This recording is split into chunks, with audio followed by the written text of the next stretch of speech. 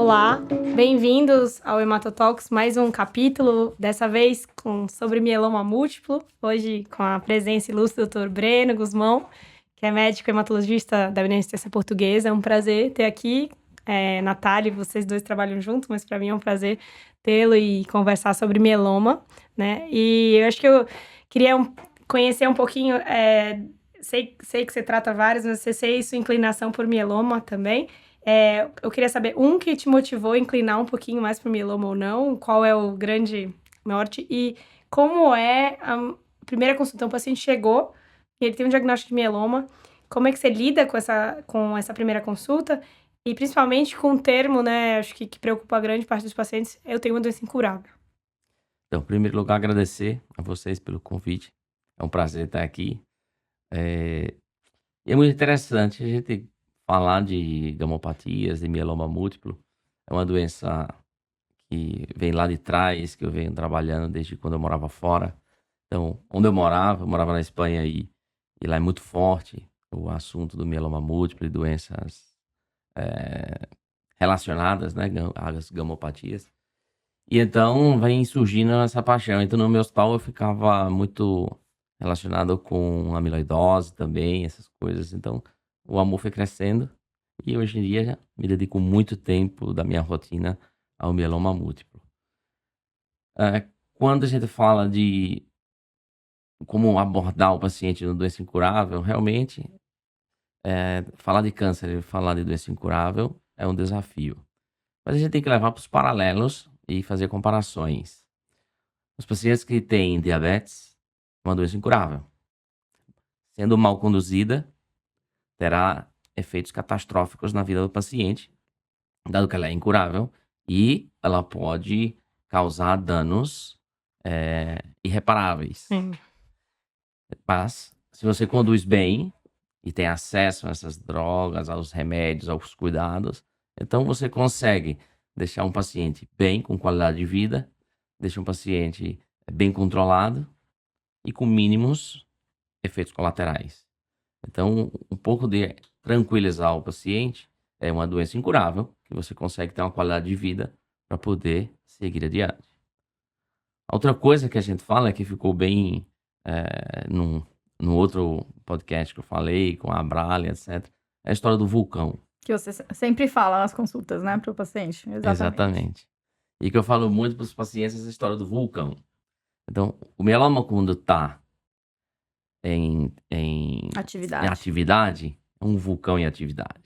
Então, você põe o tratamento para adormecer esse vulcão, mas você continua com esse vulcão e continua ali vivendo sua vida e a gente vai acompanhando. Quando o vulcão voltar a ter atividade e estar em erupção, a gente vai voltar a tratar esse vulcão.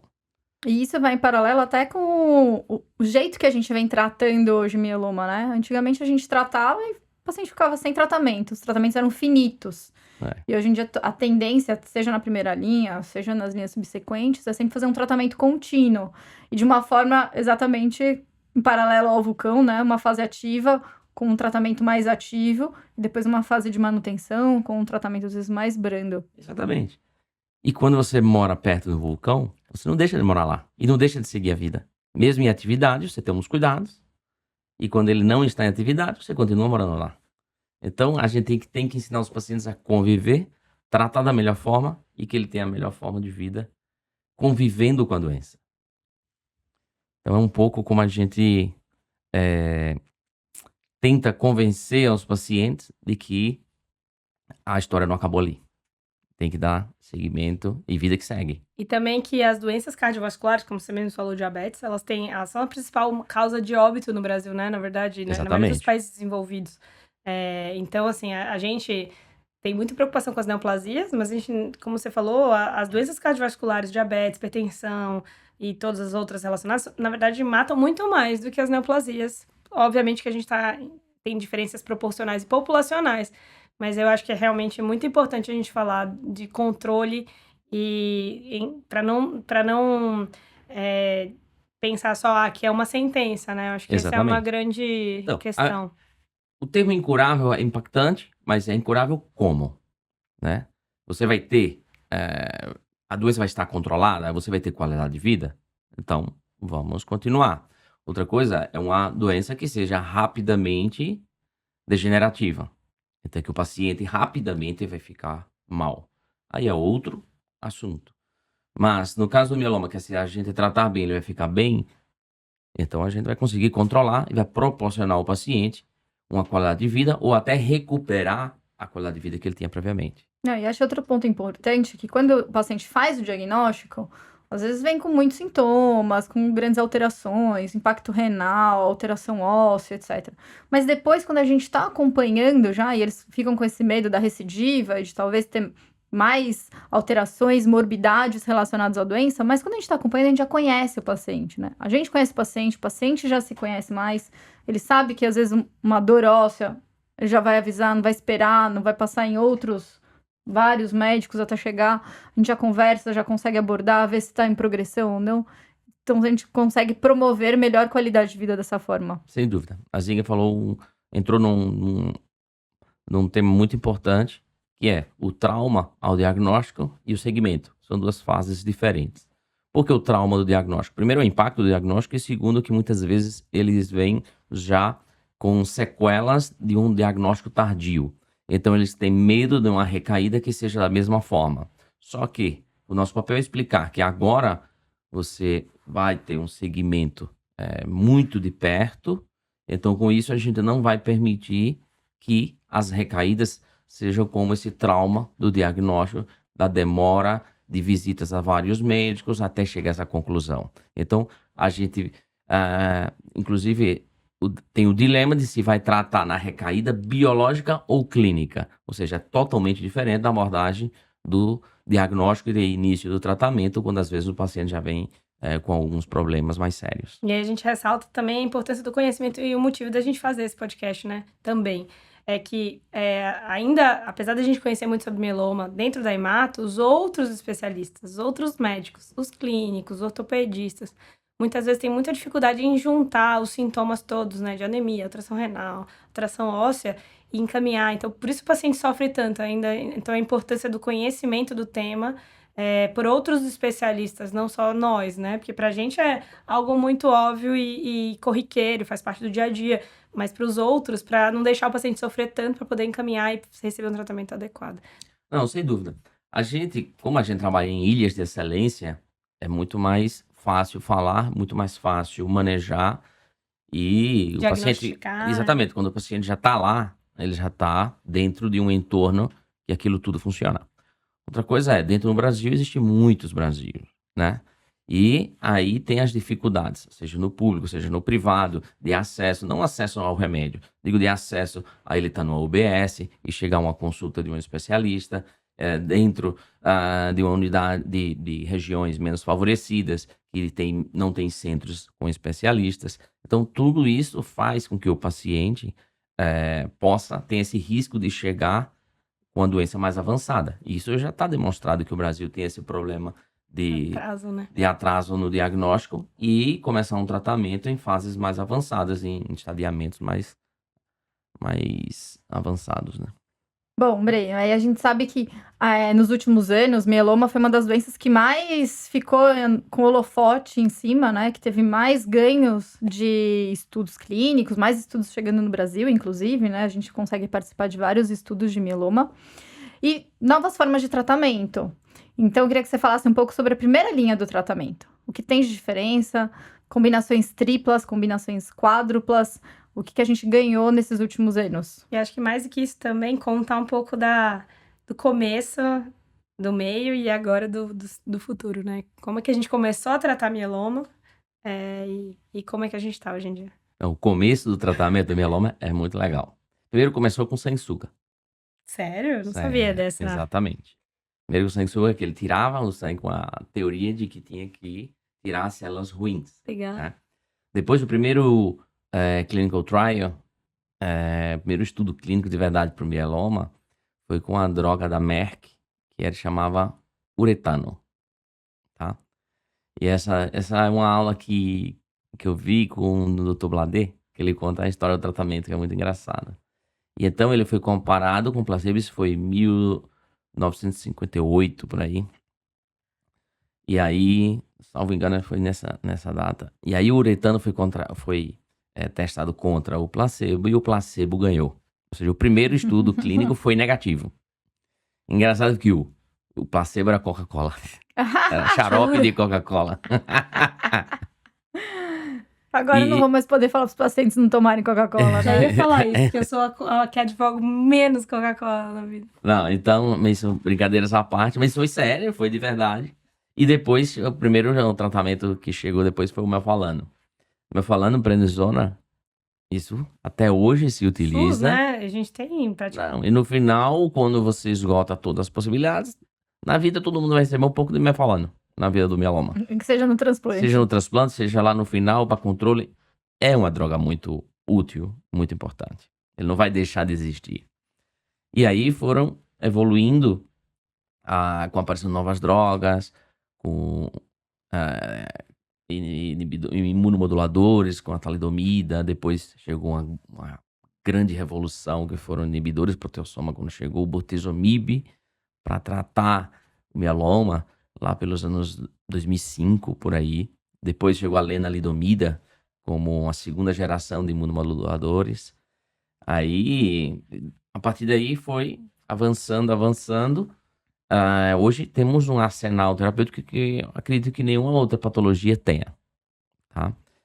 E foi objeto de estudo, então o mundo inteiro, todos os investigadores se dedicaram realmente para entender melhor a doença, e isso evoluiu em novas formas de tratamento, novos mecanismos de ação, novos alvos terapêuticos, que se você comparar, por exemplo, com a mieloplasia ou a leucemia aguda, né, ainda está na fase de entender a biologia, né, com muitas tentativas e pouco sucesso em novos tratamentos, né? Agora está começando a aparecer novas terapias na leucemia mieloide aguda e SMD. Por quê? Porque é muito complexa a biologia, evoluiu muito o entendimento, mas não se traduzia em novas moléculas. Então tem esse gap aí. Né? Esse gap aí. Já no mieloma, acelerou de uma forma que a imunoterapia foi muito bem e drogas-alvo também foi muito bem. Então, a gente está numa fase sensacional de oferecer excelentes tratamentos para os pacientes, com excelente tolerância e um futuro muito promissor. E como você falou também de histórico de estudo clínico, né? A talidomida é um grande marco também no estudo clínico. Até quando a gente fala de regulamentação de estudo clínico, ela é responsável pelo norteamento de muitas regras que existem hoje em dia na Declaração de Helsinki, por exemplo, porque a talidomida foi um desastre, né? No começo dela, foi desenvolvida inicialmente para gestantes, para diminuir desconforto e náusea e melhorar o sono, né? E eu não sei como, né? Porque, né, com todas as toxicidades que a gente conhece da talidomida, como aquilo poderia ser prescrito como analgésico e antiemético, exceto que melhora o sono efetivamente. E aí, ela foi... Aí veio os filhos da talidomida. Exatamente, né, com a facomelia, que justamente não deixava o desenvolvimento dos membros. E aquilo ali norteou muitas regras que perduram até hoje sobre estudo clínico, inclusive em populações de risco, gestantes, fetos, etc. As fases do estudo clínico, né? Fase 1, fase 2, tolerância, toxicidade, segurança. Então, além do sangue que eu aprendi hoje, mas a talidomida, ela vem para ensinar muito para a gente e nortear os passos do estudo clínico. Então, a incorporação dela sequencial foi muito difícil, porque as pessoas tinham muito medo de usar a talidomida, né, depois disso. Então, assim, ela quando a gente começa a usar ela, existiam inúmeras regras a mais, que ainda existem, perpetuam até hoje, mas existia muito receio das pessoas, que vem melhorando principalmente com a segunda, terceira geração, mas aquele começo, principalmente na década de 60, 70, que se conhecia, que as pessoas nasceram dessa fase, tinham muito, muito receio, né? Então, as vítimas da talidomida. Mas com isso gerou uma curva de aprendizado, né? E os filhos da talidomida, né? Que eu digo as segundas gerações, terceiras gerações, já estamos falando de uma quarta geração que está chegando. Então, essas drogas já são conhecidas, os efeitos teratogênicos, né? Os efeitos que podem causar nos nos fetos. Então, o manejo da segurança é muito mais controlado, muito melhor. E aí a gente aprendeu a usar muito mais pelo benefício, porque o controle da segurança já está muito bem estabelecido. Então, voltando à minha pergunta, já que você trouxe já a evolução dos tratamentos, hoje, a gente ainda divide muito entre os pacientes elegíveis e não elegíveis ao transplante. E aí, os pacientes elegíveis ao transplante. Então, que inicialmente a gente tem a ideia, né, de fazer um tratamento de indução, seguido, então, da consolidação do transplante. Qual seria a sua melhor opção? Não, hoje em dia está se demonstrando já que tem que ser 4 drogas. Né? 4 drogas combinadas, melhor que 3. A gente sabe que a gente, quando tem um diagnóstico de mieloma múltiplo, a célula não é uma única e não tem um único perfil biológico, e por isso tem que ser uma combinação, por sinergia dos remédios e por evitar que algum escape, né? Então, tem um estudo agora que foi publicado na ASCO, agora faz uns dias, né? No último congresso americano de oncologia, que mostra justamente uma meta-análise de não sei quantos mil pacientes, de vários estudos, comparando 3 e 4 drogas, e mostra que 4 drogas deve ser o standard of care. Ou seja, tem que ser tratado com 4 drogas. Agora, quais são as 4 drogas? O que a gente tem hoje disponível no Brasil é a combinação de bortezomib com talidomida, dexa e dara, mas existem novas alternativas para isso, que é substituir a talidomida por lenalidomida e também substituir o daratumumab por isatuximab, ou seja, é mais por melhora de classe ou comparação entre classes, né? Mas o ideal é justamente ter 4 formas de bater a célula tumoral, né? Exatamente. E controle absoluto da situação, né? Agora, o transplante, hoje em dia, eu não falo para o paciente que pena você não é elegível ao transplante. Pelo contrário, o paciente hoje tem combinações excelentes e formidáveis, com garantias de êxito, numa porcentagem muito alta de controle da doença sem o transplante. Quando eu comecei a residência, a gente falava muito com os que pena você não é candidato a transplante, que bom você é candidato a transplante. Hoje em dia, eu não tenho. Pelo contrário, a minha maior dificuldade é saber qual o paciente, aquele que está ali borderline, qual aquele paciente que eu não vou dar o transplante e qual que eu vou dar. Porque tem muitos que estão ali que eu posso piorar a qualidade de vida dele com o transplante. Né? E eu tenho opções terapêuticas boas que eu não precise do transplante. Então, selecionar sim ou não, para mim está sendo difícil quando o paciente está ali naquela linha tênue. Eu acho que antes o transplante tinha um papel muito mais impactante, principalmente porque a gente não tinha muito recurso para as linhas subsequentes. E aí, por isso que a gente incentivava tanto o transplante, fazia até o exercício ao contrário, né? De tentar forçar mais o transplante. Para tentar ganhar mais resposta. Exatamente. Aí hoje a gente vê que assim, todo estudo ele tenta derrubar o transplante, né? E eu acabo falando isso sempre para os pacientes também. Mas ele ainda continua tendo um papel importante. Então, a depender da indução, o transplante acaba ganhando mais resposta. Mas como o nosso arsenal terapêutico melhorou muito, principalmente pós-transplante, é isso que você falou, né? Então, a gente não é uma tragédia não transplantar. E muito pelo contrário, eu acho que na atual conjuntura, fora SUS, né, claro, forçar um paciente para transplante, você pode estar tirando dele possibilidades de ter menos efeito colateral, um tratamento mais duradouro, eventualmente piorar a performance status e impedir ele de seguir adiante. Então, assim, realmente, o que você falou, acho que a tarefa mais difícil, e a gente deve se apoiar em outros instrumentos, não só na sensação, por exemplo, avaliações geriátricas, né? Na fragilidade e tudo mais, porque forçar um paciente a seguir por essa linha mais intensiva pode tirar dele vantagens posteriores. Exatamente.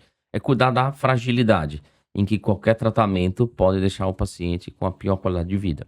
Então, como hoje eu tenho como tratar sem transplantar, não que o transplante seja ruim, é muito bom, pelo contrário. Mas eu tenho como tratá-lo bem sem o transplante, então eu tenho que avaliar muito bem a fragilidade do paciente para ver se eu estou ajudando ou não dando um transplante para ele. tá? Agora, por outro lado, que acho que cada vez mais se cai, é a possibilidade de um segundo transplante, né? Então, antes a gente falava aquele paciente que respondeu bem, ficou pelo menos 2 anos ali em remissão pós o primeiro transplante, ele poderia ainda fazer uma outra indução e retransplantar. E a gente tem alguns pacientes que fizeram isso. Mas hoje a gente cada vez menos indica esse segundo transplante, justamente porque as nossas opções terapêuticas são melhores e menos tóxicas também, né? Dificilmente eu transplanto. Hoje em dia, dificilmente eu faço um segundo transplante. Então, e existe esse questionamento por alguns pacientes. Alguns que, por exemplo, não Guardaram células, né? ou guardaram células para um segundo transplante, que eu já falei lá na BP que não precisa mais guardar células, está só gerando um custo, porque a gente não tem utilizado essas células. E a segunda coisa são pacientes que tinha a intenção de transplantar, o tratamento não foi bem na primeira linha e a gente foi para uma segunda linha e respondeu, e o paciente questiona, mas e o meu transplante? E o meu transplante? Eu digo, calma, esse seu transplante não é a cura. Vamos ao começo do nosso papo de hoje. O transplante não é a cura, o tratamento não é... Então, você está muito bem com essa nova combinação, então significa que essa nova combinação é o caminho a seguir. E vamos continuar com ela. E os tratamentos nas recaídas são todos contínuos, como a Nath tinha falado. Então, eu não preciso estar obcecado em transplantar o paciente se ele não for se beneficiar. Até por isso é tão legal que você falou, porque eu começo falando incurável, porque é justamente como eu penso em mielomas. A gente tem que conversar, porque caso contrário, e o transplante não é transplante, né? E mieloma é transplante do ponto de vista que você tira um tecido e guarda, mas ele e muita gente fala que a gente deveria falar somente quimioterapia em alta dose seguido de resgate de células tronco periféricas, para você não resvalar no conceito de transplante de uma leucemia aguda, que é o imaginário popular só, né? Então, assim, o transplante eu vou curar. Então, por isso que eu acho que a gente começa esse papo com doença incurável e nunca pode esquecer de voltar a ele, né? Porque senão você fica realmente apegado a alguns conceitos. Eu não vou conseguir fazer transplante, então vai dar tudo errado. Não. Porque aqui, transplante não é um transplante efetivo, né? É uma quimioterapia que seria impossível de ser feita se a gente não tivesse guardado aquelas células, né? Então, sempre resvala no conceito inicial, que a gente precisa o paciente tem que ter muita clareza da jornada dele, para não se fixar em pontos e se frustrar, né? Mesmo com uma recidiva biológica, por exemplo. Exatamente. E aí, os novos, assim, uma das coisas que a gente vem falando muito tem muitas linhas de estudos clínicos atuais, jogando essas novas drogas cada vez mais precoces. Mas eu queria te perguntar se você quisesse separar dois, três, que você quiser, vontade. O que você acha que vai mudar mais a prática clínica dos novos trabalhos, dos novos trials? São Difícil, né? Difícil, mas bem motivador, né? Se a gente falar, todo mundo só fala de uma coisa, a vedete de todo tratamento hematológico é o que? Um CAR-T-cell, né? Então, o CAR-T-cell veio para ficar, e você que é mais linfoma lover, né? Eu posso falar que no mieloma o CAR-T é muito melhor. No manto e no folicular também. No mieloma dá 100% de resposta, ou seja, é um tratamento disruptivo, né? Em linhas tardias, pacientes bem tratados, né? Que já receberam várias linhas de tratamento. Já foi testado agora em pacientes mais precoces, em que tinham recebido 2 linhas, uma linha de tratamento e na recaída já usou, e mostra uma eficácia absurda, né? Às vezes, então tudo vai ser CAR-T? Não, tudo vai ser CAR-T, não. Eu volto para você, mieloma múltiplo assintomático, um smoldering, estudo clínico tratado com biespecífico, 100% de resposta. 100%, ou seja, todos os pacientes responderam. Tá? Então, o que a gente tem que encaixar, o quebra-cabeça agora vai ser diferente. Vai ser tratar quanto antes e tratar com o melhor que se encaixe naquela situação. Mas lembrar que ainda não é curável. Mesmo tendo 100% de resposta, a gente ainda vê os pacientes que recaem depois. Estamos vendo. Mas, quando a gente fala de incurável no mieloma, é porque a maioria dos pacientes vão apresentar uma recaída. Mas a gente tem pacientes que nunca recaíram. É o que eu sempre falo, que a gente, diferente de matemática, na medicina, a gente não tem curvas lineares nem exponenciais, né? A gente tem uma curva de Gauss, né? Que é uma curva redonda Exato. e que a gente tem os positivos e os negativos e tem os outliers, né? Que é 25% para cada lado, 12,5%, né? 25% para cada lado. E aí, por isso que vem a máxima, que nem nunca, nem sempre em medicina, né? Nem Exatamente. nunca você conseguirá curar, porque a gente tem casos de pacientes que 20 anos que nunca recaíram, e tem pacientes que depois de uma primeira linha vão falhar, porque infelizmente ainda existe aquela doença muito agressiva, com clones de pior prognóstico, que tem uma manifestação mais plasmoblástica, que quase chega perto do linfoma, né? Eu falo, agora tem jeitinho de linfoma mais do que de mieloma, que parece com grandes massas, infiltração do sistema nervoso central, e que essa é uma doença ainda que provavelmente no futuro, que eu também sempre falo, que eu sempre desejo, que é personalização, que a gente consiga separar os vários mielomas, né? Que eu sou uma aficionada por fator de riscos e eu gostaria de separar, porque a gente sabe que não é uma doença homogênea, muito pelo contrário. Então, se a gente pudesse separar os subclones, separar aquele que trata diferente, eu acho que é o grande caminho, né? Tem uma iniciativa, um estudo desse tipo, que é o da plataforma do MyDrug. Então, ele faz o tratamento de acordo com o perfil genético. É muito legal, né? Então, se ele tem mutação de RAS, ele vai com o protocolo convencional, mais somado uma droga anti-RAS. E assim, dependendo da mutação biológica que ele tenha do painel de mutação de genes, então ele vai com tratamento standard of care mais a mutação, o tratamento da anti-mutação. Então, isso é fantástico. Tá longe ainda da prática clínica, mas... Longe, mas assim, é justamente nesse sentido que você está falando, de personalizar a biologia da doença, não o título da doença, não de como ela se apresenta.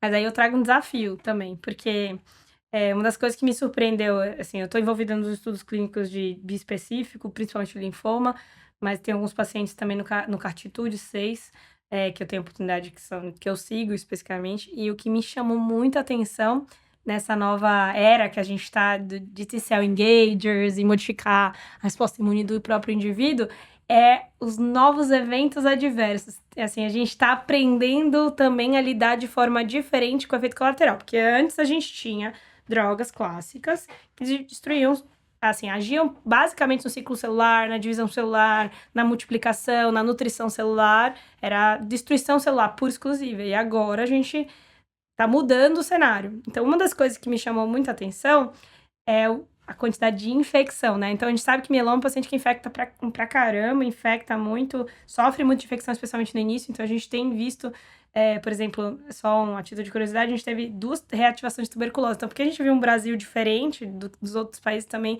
a gente vai ter que aprender com novos eventos adversos. Daí eu queria te perguntar um pouquinho sobre isso, especialmente com os bispecíficos de mieloma, ainda é mais capcioso ainda, porque a gente tem eventos anti-tumor of efeitos target of tumor, né? Ou seja, ele é target, mas ele não é no tumor. Então eu queria que você comentasse um pouquinho. Exatamente. Isso é super interessante. Primeiro, o mieloma e o linfoma, essas coisas, as doenças hematológicas já são doenças do sistema imune. Então já temos uma deficiência e as infecções Só pela presença da doença. Só pela presença da doença, você já tem o risco de infecções. Antes a gente tratava destruindo mais células, a grosso modo, matava o que vinha e varria, bom e ruim, varria com tudo. Só que agora a gente está aperfeiçoando, porém está alterando mais o sistema imune. Tá? E então, claro, tendo a noção disso, a gente vai ter que se preocupar mais por esses problemas. Fazendo outro paralelo, por exemplo, a droga que mais impactou na hematologia, na história da hematologia, é o imatinib. Verdade, tá bom. Isso é verdade. Verdade, tem que assumir. A maior divisão de águas da oncologia. Da oncologia. Tá bom. Quando qualquer medicamento quer marcar história e dizer que é a melhor da história, tem que bater o imatinib, porque era uma doença catastrófica e hoje é uma doença crônica. Curável, né? Hoje em dia também você pode, inclusive, tirar o inibidor. Exatamente. O inibidor. Exatamente. Mas aí, o imatinib tinha aquela pequena porcentagem de pacientes que não ia bem. E aí chegou a segunda geração, dasatinib, nilotinib. Diferentes pontos de união para inibir a mesma proteína. E aí, o que acontece? São um pouquinho diferentes, então, efeitos colaterais diferentes. Então vamos lançar um melhor que consiga inibir tudo, todas as quinases. Aí vem o PONA, aí começa a dar infarto no paciente. Então, ou seja, Sim. quando a gente vai ampliando demais, a gente começa a ter efeitos colaterais não desejados que não estão diretamente relacionados ao tumor, mas sim ao mecanismo de ação da doença que está envolvido em outros tecidos, em outros órgãos, e que aí a gente tem que ficar atento de que o que eu estou inibindo só existe aqui ou existe em outros órgãos, né? Uma história interessante, por exemplo, era o primeiro carticel que foi feito no NIH, que era um carticel para câncer de mama, e a paciente durou menos de 12 horas. Faleceu. Porque o carticel reconheceu o alvo no pulmão da paciente. Então o pulmão também apresentava essa proteína, e o carticel foi lá e teve um efeito colateral absurdo. O paciente entrou em insuficiência respiratória, etc. Tal. Então, era o início dos carticel. Então, tem que aprender muito bem qual o mecanismo de ação, mas também qual o envolvimento desse mecanismo de ação fora da doença, para saber o que é que a gente tem que se preparar para poder manejar. Então, quando aquelas conclusões dos estudos clínicos, são eventos adversos Raros, eventos. raros, ou até frequentes, mas manejáveis. Então, é porque a gente já aprendeu, eles já aprenderam, e existe toda essa curva de aprendizado do estudo clínico para a vida real que a gente precisa ter para o nosso dia a dia. Então, quando sempre eu vou dar aula para os colegas com o lançamento de novas drogas, etc., e aí eu falo sempre, primeiro, por que a gente vai começar a usar essa droga, né? Ela é eficaz, é um mecanismo de ação novo, ou é uma modificação do que já tinha, uma melhora do que já tinha, mas o que justifica o resultado. Mas para a gente começar a usar em um paciente, a gente tem que ver se os dados de segurança valem a pena. Então, é bom, é seguro, então vamos começar a utilizar. E lembrando sempre que quando a gente fala de estudo clínico também, existem eventos que vão ser muito tardios, às vezes só com o uso da droga, que a gente chama de fase 4, né? Quando ela ganha o mercado. Pós-comercialização, que a gente vai... Então, assim, nenhum tratamento inovador é isento de um evento tardio, né? A gente tem visto agora, por exemplo, existe dentro do próprio CAR-T, né? Que a gente vem estudando cada vez mais, teve um alerta recente do FDA no final do ano passado sobre parkinsonismo, que era uma coisa que a gente também não conhecia. Então, todas as novas tecnologias, elas estão imbricadas também que olhar a droga a longo prazo também é muito importante, porque vão somando novos eventos adversos. Por exemplo, um evento clássico disso, puxando pro meu lado também, é o ibrutinib, por exemplo, que é o IBTK, que revolucionou também o tratamento das doenças proliferativas. Quando a gente olha o começo, os primeiros estudos, não tinha, inclusive, FA hipertensão como evento, né? Porque isso não eram analisados. Mas eram dados observados pelos investigadores, exatamente, né? Que aí depois ganha como evento adverso. Então, a fase de comercialização da droga é extremamente importante, a notificação, para que a gente também aprenda e continue aprendendo e manejando melhor a droga. Exatamente. É uma neta interessante também, um fato interessante, por exemplo, eu tratava muito mielodisplasia lá na Espanha, e era o boom da azacitidina. E é muito paciente recebendo. Então, é uma doença de pessoas mais idosas, né? Então, pacientes mais idosos, mais comorbidades, hipertensão, diabetes, etc e tal. Beleza.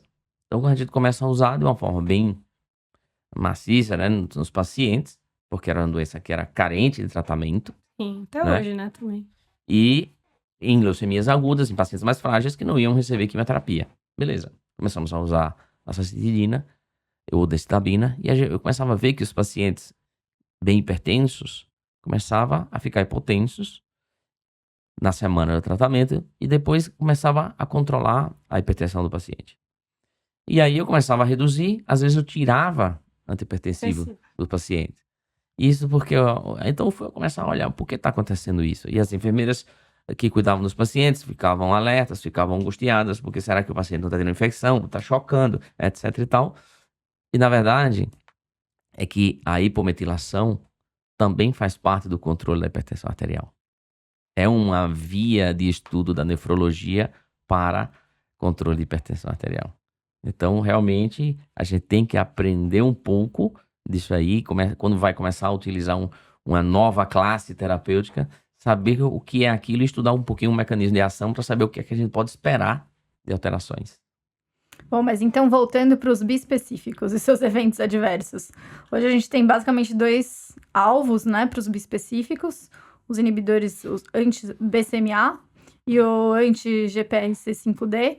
E aí eu queria que você me trouxesse, então, os eventos adversos que chamam mais atenção e que a gente precisa ficar mais atento. Olha só, são mesmo tipo de tratamento, a gente fala a mesma classe terapêutica de biespecíficos, porém com alvos distintos. Então, quando você tem alvo distinto, alvo diferente, efeito colateral diferente, obviamente. O BCMA, tá claro que é uma proteína membrana, tá claro que é muito eficaz e foi desenvolvido vários tratamentos para atacar esse alvo, seja biespecífico, seja Droga conjugada. conjugada, ou seja, carcel. Porém, sabendo que atacar esse alvo vai atacar ainda mais o sistema imune, vai piorar ainda mais o sistema imune, e com isso vai dar mais infecções, tá? Vai diminuir a produção de imunoglobulinas, porque o BCMA tá na célula B, não só no plasmócito, tá hiperexpresso no plasmócito, mas tá em outras células também, que vão produzir, vão ajudar na imunidade, vão produzir imunoglobulinas saudáveis, que vão te defender, etc e tal. E quando você vai para o GPRC5D, é uma proteína que está no plasmócito, mas também está em tecidos. Em pele, mucosas, em folículo piloso. Então, tem outros efeitos colaterais pela presença em outros tecidos. E isso a gente vem vendo nos pacientes que estão recebendo lá no nosso hospital, que a gente vem vendo, acompanhando os pacientes com descamação de pele, né?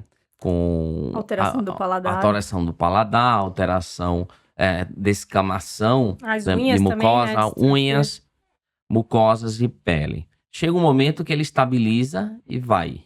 E fica tranquilo e começa. Mas o primeiro mês, 2 meses, é um momento difícil, que a gente fica motivado, entusiasmado pelo resultado do exame da doença.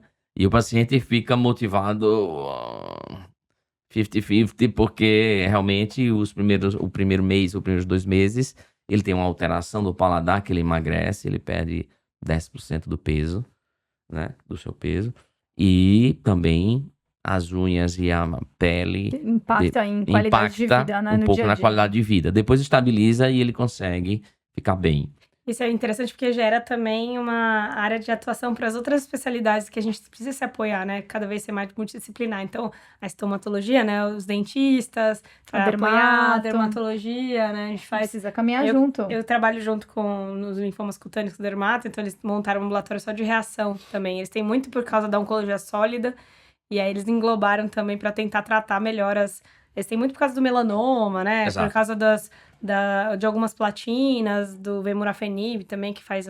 Eles já precisam pela unidade de tumores de pele. Exatamente. E com isso só ampliou para poder aprender mais e não só os hematos, mas as outras áreas também precisam aprender a lidar com essas novas drogas.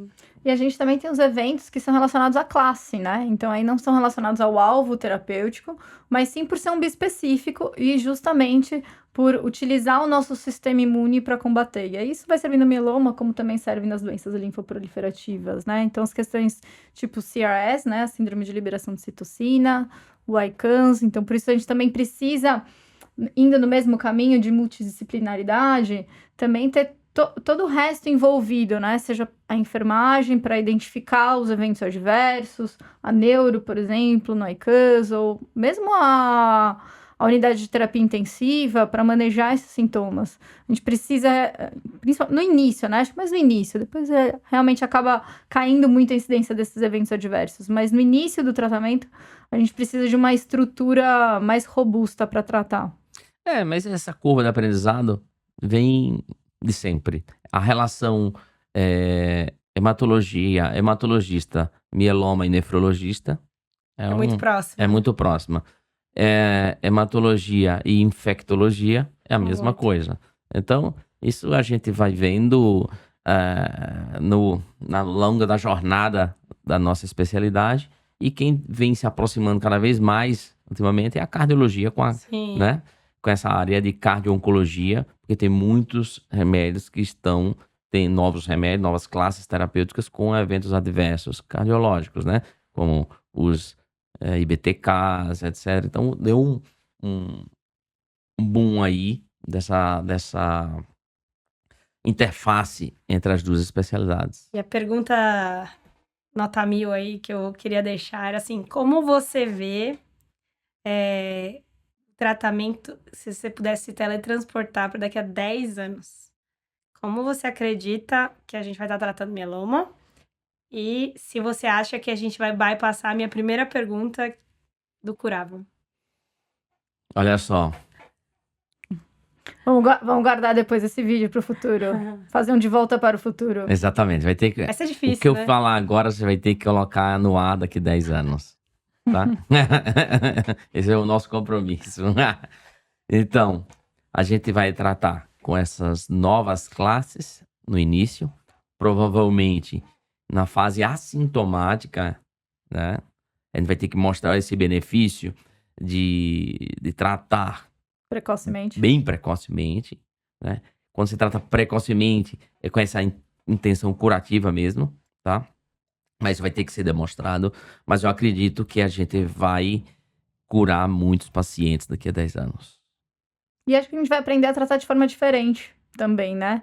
Exatamente. Então, a história da medicina baseada de precisão, né? E tratar de forma diferente esses pacientes. E aí a gente vai ter respostas melhores. Quando a gente começou falando sobre diabetes, não foi?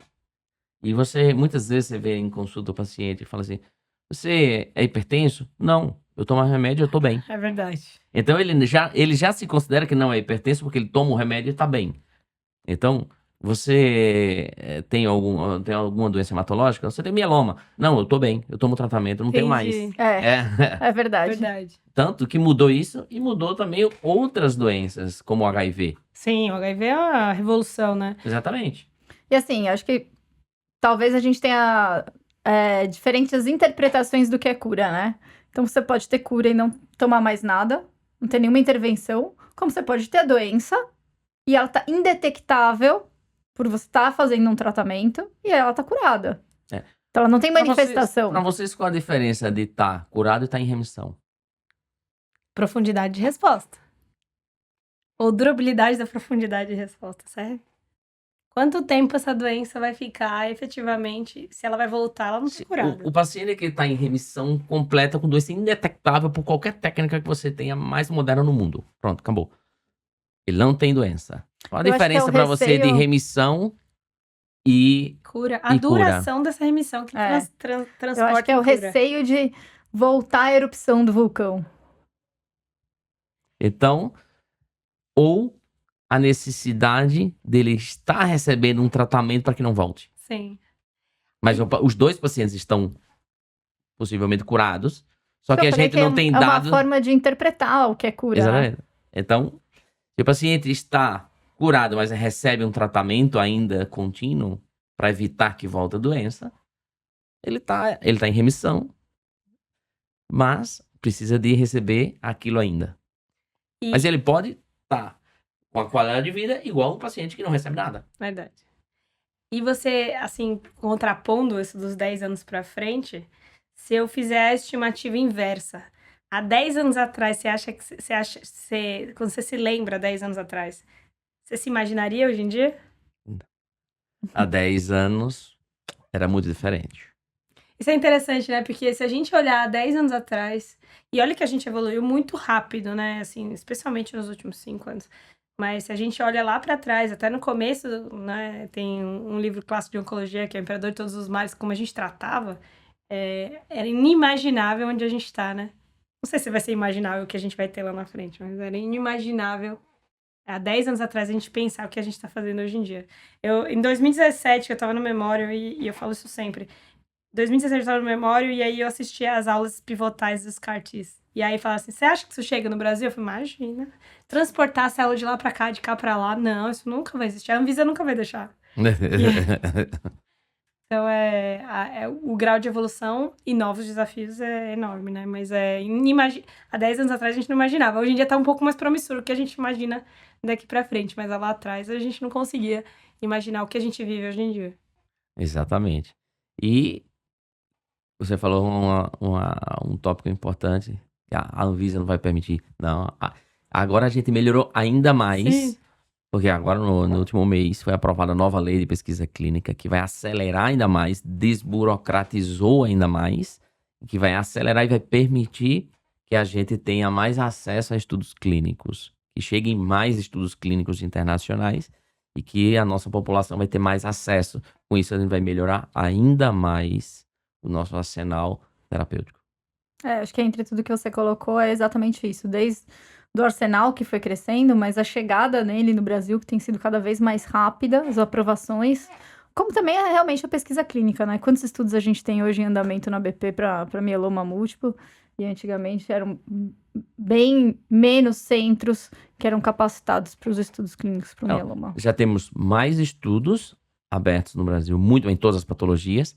Já temos médicos brasileiros nos artigos de publicação dos estudos, inclusive de primeiro autor. Ou seja, a relevância do Brasil está sendo cada vez mais bem vista, né? Do ponto de vista de pesquisa clínica. A gente está tendo cada vez mais importância nesse cenário internacional e que só vai beneficiar nossos pacientes. E nesse eu queria deixar a minha homenagem especial à doutora Vânia, que foi a primeira autora no artigo do New England Journal esse mês, né? Eu Exatamente. Com quem a gente aprendeu mieloma no início. Com quem a gente aprendeu e foi um grande, assim, que acreditou muito em muitas coisas e que me fez enxergar a hemato muito diferente.